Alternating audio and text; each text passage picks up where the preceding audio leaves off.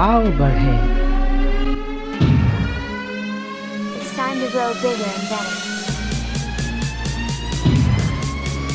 It's time to make progress. It's time to achieve big. यीशु ने कहा कि तुम्हारी ज्योति इतनी चमके कि लोग तुम्हारे जीवन को देखकर परमेश्वर की महिमा करें।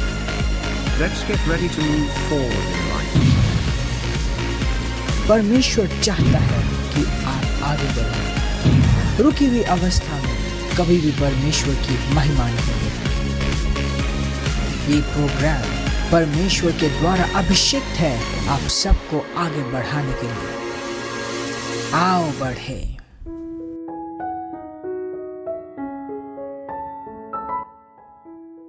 यीशु के सुंदर, भव्य और महान नाम में मैं पास्टर प्रेज आज फिर से आप सबका स्वागत करती हूँ इस सुंदर और अद्भुत समय में जिसे हम कहते हैं आओ बढ़े, जहाँ हम परमेश्वर के वचन, उसके ज्ञान और उसकी इच्छा में आगे बढ़ाए जाते हैं हमारे परमेश्वर के जन पास्टर ज़ायन के द्वारा।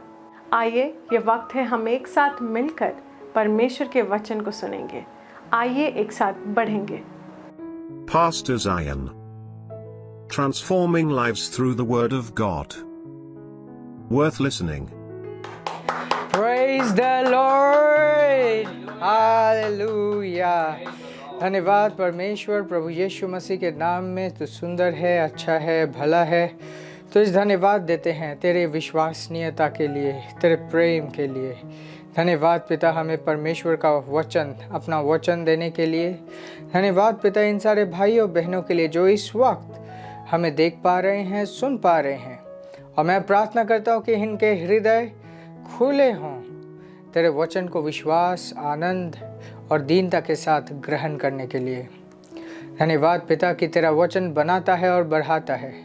और आज जैसे तेरे लोग तेरे वचन को सुन रहे हैं, इनका जीवन का निर्माण हो रहा है, अनुग्रह प्राप्त कर रहे हैं, अपने जीवन में संपूर्ण समाधान और दिशा प्राप्त कर रहे हैं। यीशु मसीह के नाम में हम इस प्रार्थना को करते हैं और हम सब बोलेंगे amen, amen. Praise the lord. मैं आप सबको इस बहुत ही सुंदर और अभिषेक कार्यक्रम आओ बढ़े में स्वागत करता हूँ। आज एक बहुत ही इम्पोर्टेंट सब्जेक्ट के ऊपर हम बात करेंगे और इसका शीर्षक है एकमात्र यीशु, एकमात्र प्रभु यीशु। बहुत ज़रूरी है कि हम अपने जीवन में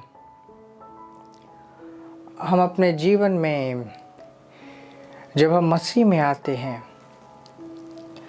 इस सुसमाचार को सुनकर विश्वास करके जब हम मसीह में आते हैं, ये बहुत बहुत इम्पोर्टेंट है कि हम इस सुंदर रिश्ते को जान पाए।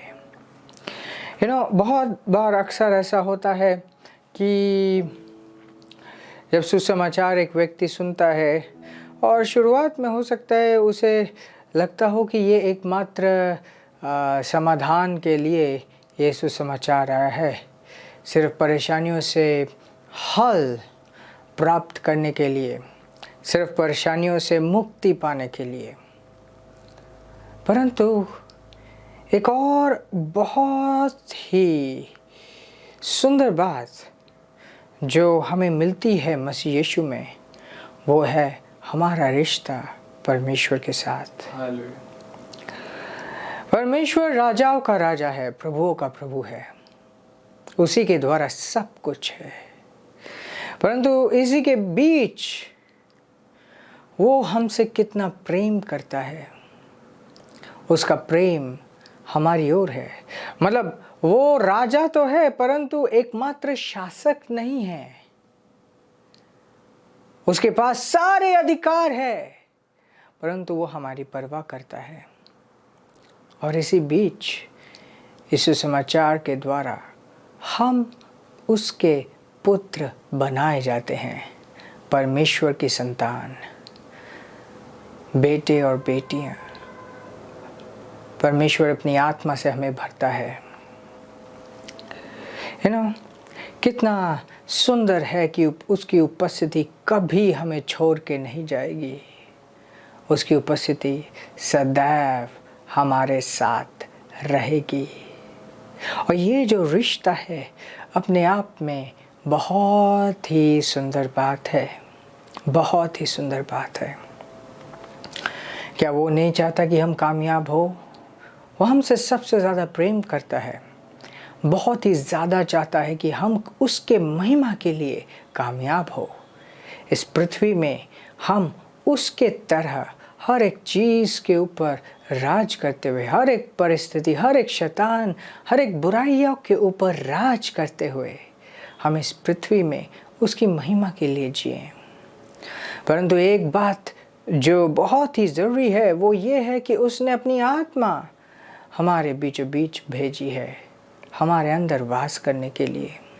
उसकी आत्मा हमारे जीवन में सहायक है, वो सहायक जो हमें लेकर आगे बढ़ाता है, वो सहायक जो हमें दिशा देता है, वो सहायक जो हमारा बैकबोन, हम जिसके ऊपर हम रिलाई कर पाए, इस तरीके से हमारे जीवन में कार्य करता है।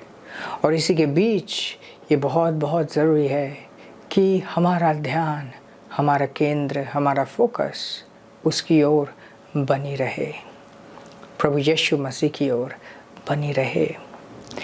जब हम शुरुआत में मसीह में आते हैं, मसीह में आने के बाद एक अलग सी एक्साइटमेंट रहती है।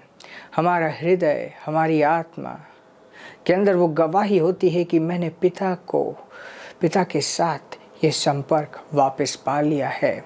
वो चीज़ जो आदम ने खो दी थी, आज परमेश्वर में, यीशु की प्रभुता में आकर हम दोबारा प्राप्त करते हैं। और इस एक्साइटमेंट के साथ हमारी शुरुआत होती है कि मैं तो प्रभु के लिए जीऊँगा। वाह, प्रभु मेरे जीवन में आया है, वो कितना प्रेमी है। परंतु धीरे धीरे जैसे हम बढ़ते हैं, ये बहुत ही इम्पोर्टेंट है कि इस फोकस को हम अपने जीवन में बनाए रखें।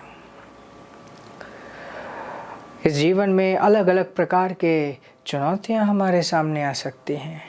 इस जीवन में अलग अलग प्रकार के चीज़ें हमारे सामने खड़ी हो सकती हैं, परंतु इसका अर्थ ये नहीं है कि हम इन चुनौतियों के सामने अपना फोकस भूल जाए। परमेश्वर बहुत सारी चीज़ें होने देता है ताकि हम और मजबूत हो पाएं, ताकि उनका सामना करके उनके ऊपर विजय प्राप्त कर पाएं। और हर एक परीक्षा के बाद तो एक प्रमोशन होता है। अगर हम अपने विश्वास में खड़े रहे तो हर एक परीक्षा को हम एक प्रमोशन के साथ कंप्लीट करेंगे। कोई भी चीज़ हमें घटाने के लिए नहीं आती, वरन हमें बढ़ाने के लिए आती है। Praise God. और इसी बीच मैं एक स्क्रिप्चर आप सबके सामने रखूँगा, और वो है साम्स की पुस्तक 127 verse 1। The book of Psalms chapter 127। Praise God. ये कहता है, except the lord build the house, they labour in vain that buildeth it. Except the Lord keep the city, the watchman walketh but in vain. वो कहता है कि अगर प्रभु किसी घर को बनाए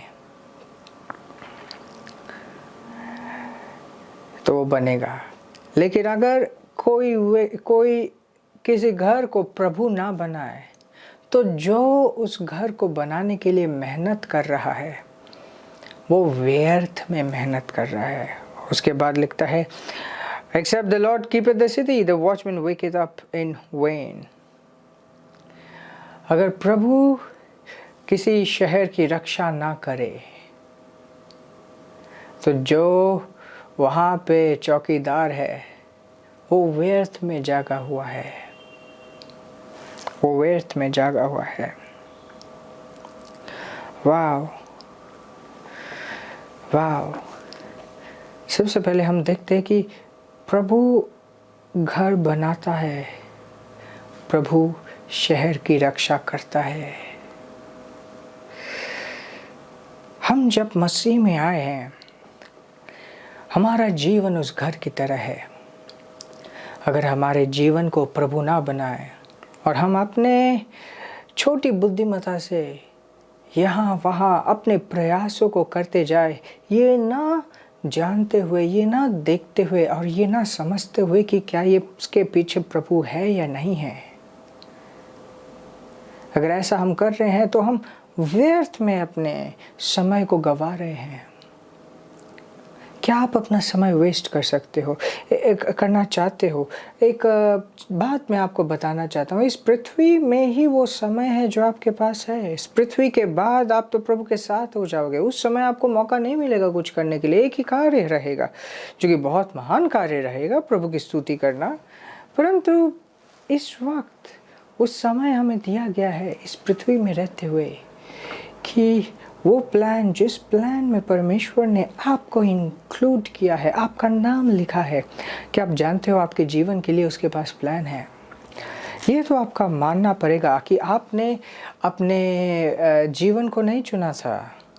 आपने ये नहीं चुना कि किस देश में, किस समय में, किस परिवार के बीच में आपका जन्म होगा, परंतु ये परमेश्वर की दिव्यता थी जिसके द्वारा आप इस पृथ्वी में ले आए गए। आप सिर्फ एक प्राण नहीं हो, आप सिर्फ एक प्राणी नहीं हो, आप आत्मा हो जो इस शरीर में रहता है, जिसके पास एक प्राण है। या मतलब आपका जीवन सिर्फ इस शरीर तक सीमित नहीं है, परंतु इस शरीर में जब तक आप हो, आपके पास वो समय है। और परमेश्वर इतना प्रेम करता है कि आपके जन्म से पहले ही आपके लिए उसने पुरस्कार तैयार किए थे कि ये वो सारी चीज़ें हैं जिनको मैं इसे दूंगा जब ये मेरे प्लान में चलेगा। ये वो सारे रिवॉर्ड्स है जो इस भाई के लिए है, जो इस बहन के लिए है, तब जब ये मेरे प्लान में चलेगा। Praise God. उसके कोई भी प्लान्स छोटे नहीं हैं। परमेश्वर के कोई भी प्लान्स छोटे नहीं हैं। इनफैक्ट उसके सारे प्लान्स आपके सोच समझ, आपकी कल्पना से कहीं ज़्यादा ऊंचे हैं, क्योंकि वो परमेश्वर है।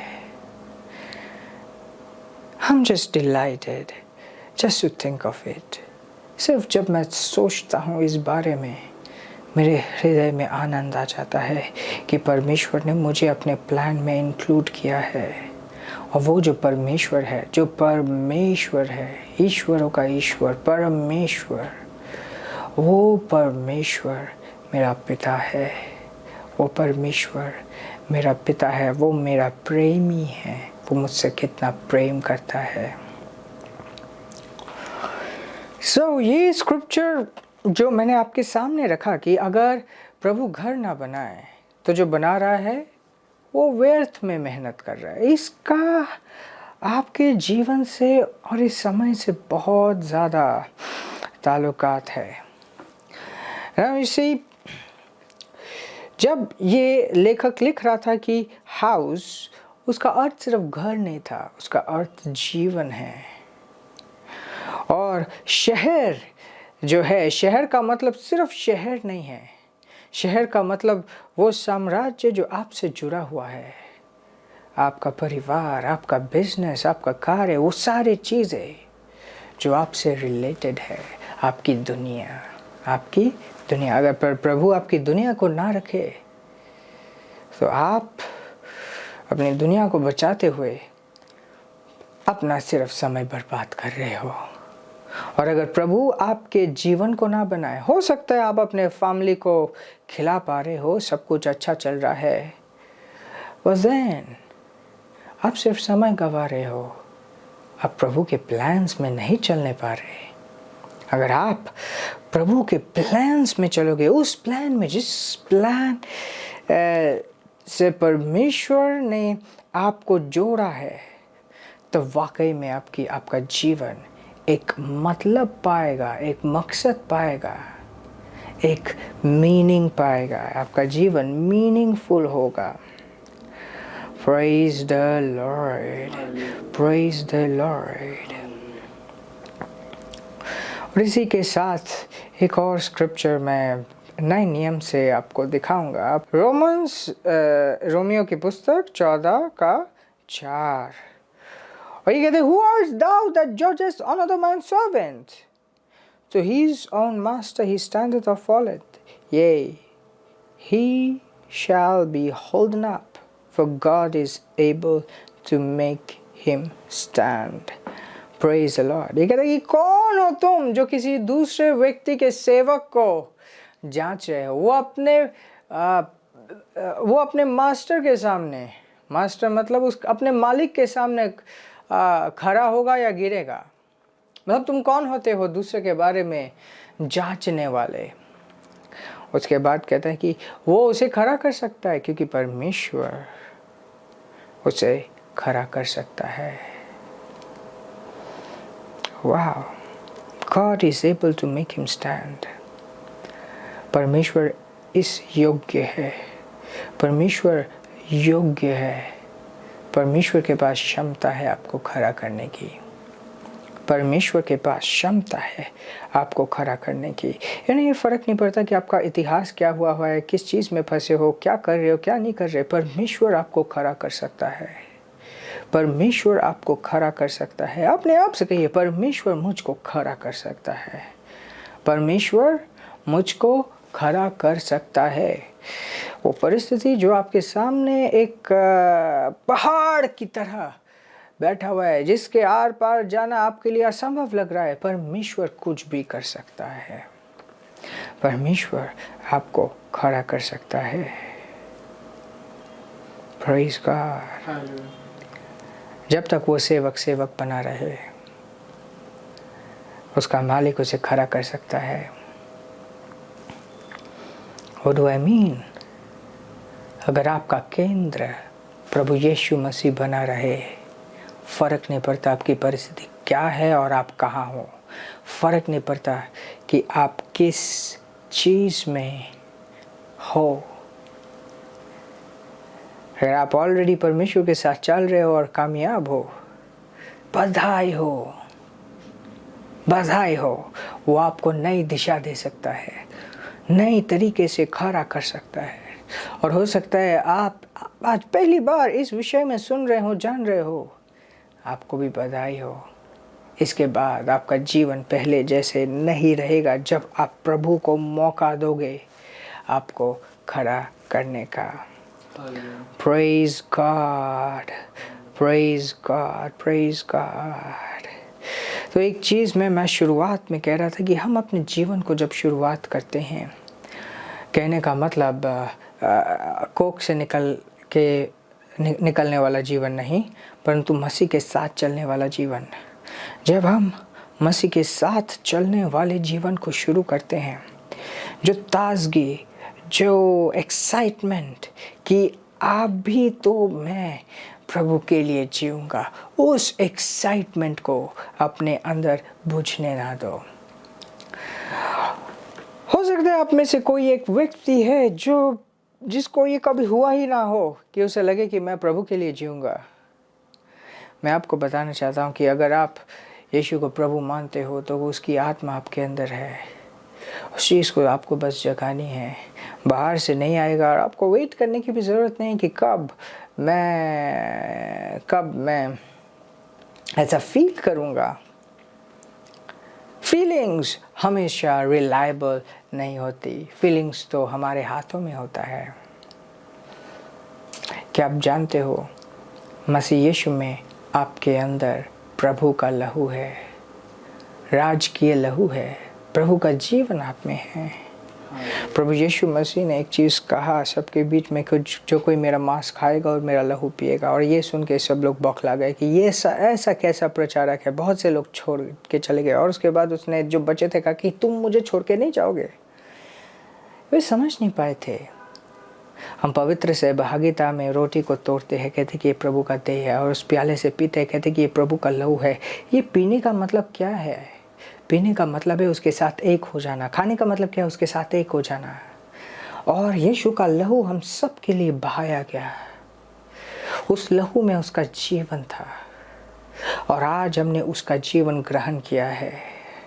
हमारे अंदर जो लहू है, जो जीवन है, पहली बात ये शारीरिक लहू नहीं है, ये आत्मिक जीवन है पवित्र आत्मा के द्वारा जो हमारे अंदर बह रही है, हमारे अंदर बह रही है। Praise God, praise God. आपके रगों में राजा का खून है, आपके रगों में राजा का खून है। आप एक वारिस हो, आप एक राजकुमार हो, परमेश्वर आपका पिता है। जब आप मसीह यीशु में आए, आप राजकुमार का जीवन आपने जन्म लिया। एक राजकुमार कौन होता है? जिसको राज्य को प्राप्त करने के लिए कोई जंग लड़ने की ज़रूरत नहीं होती। वो वैसे ही जन्मा है कि जब ये बड़ा होगा ये सत्ता को संभालेगा। और इसी बीच में ये होता है कि अगर वो राजकुमार भटक जाए तो वो अपनी सत्ता भी खो सकता है, अपना राज्य भी खो सकता है। आपके अंदर राज वंश का लहू है अगर आप मसीह यीशु में हो। और आपको ये ध्यान रखना है कि अपना फोकस कभी ना खोए, अपना ध्यान, अपना केंद्र कभी ना अलग होने दे। जेम्स की पुस्तक चैप्टर 5 वर्स 17 मैं यहाँ पे एक चीज़ दिखाना चाहता हूँ। जेम्स चैप्टर 5 वर्स 17 कहते हैं, Elias was a man subject to like passions as we are, and he prayed earnestly that it might not rain. And it rained not on the earth by the space of 3 years and 6 months. कहते हैं alias जो था, ELISA, वो हम लोगों जैसे था। कहते subject to like passions, like मतलब जो कॉमन है, वो सारी चुनौतियाँ, वो सारे लालसाएं, वो सारे विपत्ति, वो सारे दीवारें जो हम अपने आसपास देखते हैं, जिनसे जूझते हैं, वो वैसा ही था। परंतु एक चीज़ जो उसको अलग करती थी, वो कहता कि and he prayed earnestly. Earnestly मतलब हृदय से और निरंतर, मतलब continued heartfelt. Amplified Bible कहती है continued heartfelt prayer of a righteous make tremendous power available.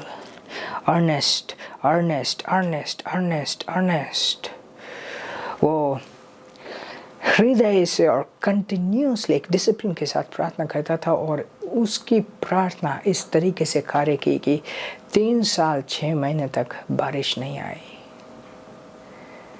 Praise God. दो बात अपने सहन में रखिएगा। ये समय मेरा कंक्लूड करने का हो रहा है, तो 2 बातें अपने ध्यान में रखिएगा। पहली बात, वो आपसे कितना प्रेम करता है। राजाओं का राजा है, प्रभुओं का प्रभु है, फिर भी आपका पिता है, आपसे प्रेम करता है। इस बात को जब आप मनन करेंगे तो ये आपका ईंधन बनेगा अपने केंद्र में टिके रहने के लिए, पहली बात। और दूसरी बात, अगर आप प्रार्थना में अपने आप को डिसिप्लिन करेंगे, प्रार्थना वो जगह है जहाँ पे फेलोशिप होती है, सहभागिता होती है, दोनों एक साथ मिलके सहभागिता करते हैं। अगर ये 2 चीज़ें आपके हृदय में, आपके ध्यान में बनी रहे, तो कोई भी आपसे आपकी गद्दी छीन नहीं सकता। परमेश्वर का धन्यवाद हो कि आप ये सारी चीज़ें सुन रहे हैं, और मुझे यकीन है इनके द्वारा प्रभु आपसे बातें कर रहा है। और ये समय है हम अपने भेंटों को परमेश्वर के राज्य में जोड़ेंगे। आपके स्क्रीन्स में जो डिटेल्स हैं, उस डिटेल्स के द्वारा आप अपने ऑफरिंग्स प्रभु के राज्य में बो सकते हैं। इस मिनिस्ट्री में, हमारी सेवकाई में बो सकते हैं। और अगर आपको प्रभु ने कुछ कहा है, अगर आपके जीवन में कुछ बदलाव हुआ है, जो व्हाट्सएप नंबर दिया गया है उसमें हमारे साथ कांटेक्ट कीजिए, अपनी गवाही को शेयर कर सकते हैं। हम परमेश्वर को धन्यवाद देते हैं उन सारी गवाहियों के लिए। और ये समय है, मैं आप सबके लिए प्रार्थना करूंगा। जैसे आप अपने भेंटों को देते हैं, मैं आपके लिए प्रार्थना करता हूँ। धन्यवाद परमेश्वर इन सारे भाइयों बहनों के लिए जो इस वक्त मेरे को देख रहे हैं, सुन रहे हैं। मैं प्रार्थना करता हूँ तेरा वचन जो इन्होंने सुना है अपने जीवन में, ये इन वचनों के ऊपर चल पाए। ये वचन इनके जीवन में एक अनुग्रह लेके आए हैं।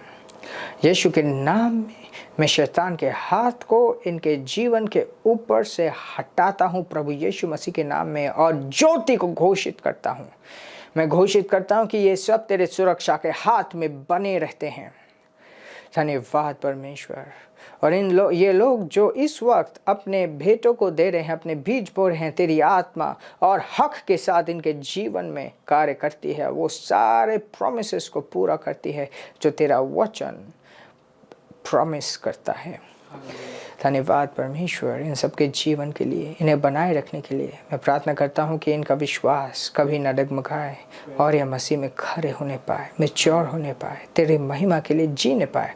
और वो प्लान, जिस प्लान में तूने इनका नाम लिखा है अपने जीवन में, वो उन प्लान्स के हर एक भाग को पूरा करने पाए प्रभु यीशु मसीह के नाम में। आमीन आमीन आमीन आमीन आमीन। Praise the Lord. प्रभु कितना सुंदर है। आशीषित रहें और आगे बढ़ते रहें। When God is with you, there's nothing to fear. Now let me tell a song.